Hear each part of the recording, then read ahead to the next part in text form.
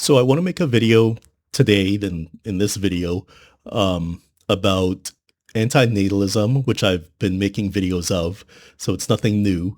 But I want to make a video that kind of addresses the human side of antinatalism. So what I believe in is philanthropic antinatalism, and that takes into account the human dimension of suffering.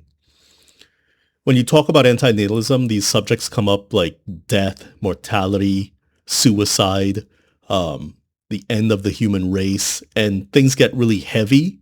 And it might seem sometimes that I don't realize what I'm talking about because I have this kind of buoyant personality. So it may come across as me not really understanding what I'm talking about, or the seriousness of what I'm talking about. But I assure you that I do know the seriousness of what I'm talking about. And I kind of see it reflected back to me in online conversations I have with people who just have a completely different idea of what antinatalism is. So I see that kind of mirrored back to me in terms of how people digest antinatalism and all the stuff that comes with it. But like I said, I'm a philanthropic antinatalist, so I'm very concerned with the human dimension of suffering. Now, there's misanthropic antinatalism, which concerns the harm that humans do to other human beings and animals and the planet. And that is true as well. We do harm to the planet, climate change, all that stuff. There's no doubt about it. We do. But I see both sides. I see both sides of it, but I'm more on the philanthropic side. So I'm more worried about human suffering, about bringing people into the world and then have them suffering. I think that's problematic, and I think it should end. I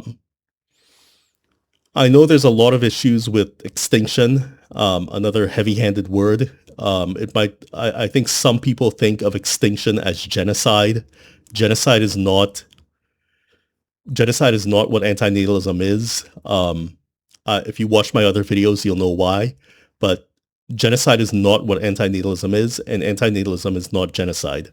It doesn't look to eliminate a certain group of people based on their race or ethnicity or class or economic status or anything like that, which is a lot more than some of the stuff you see going on the news recently about people wanting to murder billionaires and eat their flesh and all this stuff. I mean, this is stuff that actually gets put out there, right?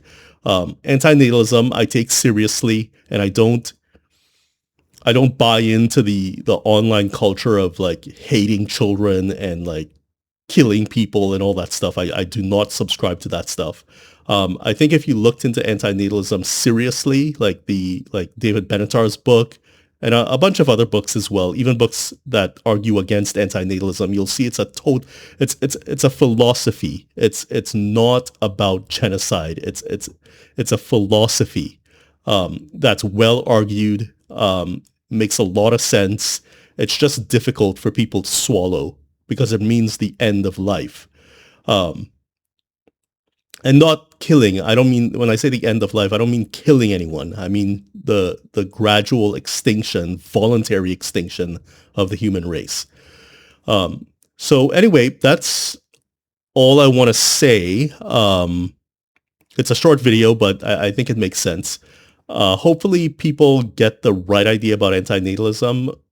I don't know if I'm the best spokesperson for it, but what can I do, right? I'm testing my new studio right now as well, so I'm getting used to a larger screen and a mic and my smaller screen and a new mixer and all this stuff. So we'll see how it goes. Okay, bye.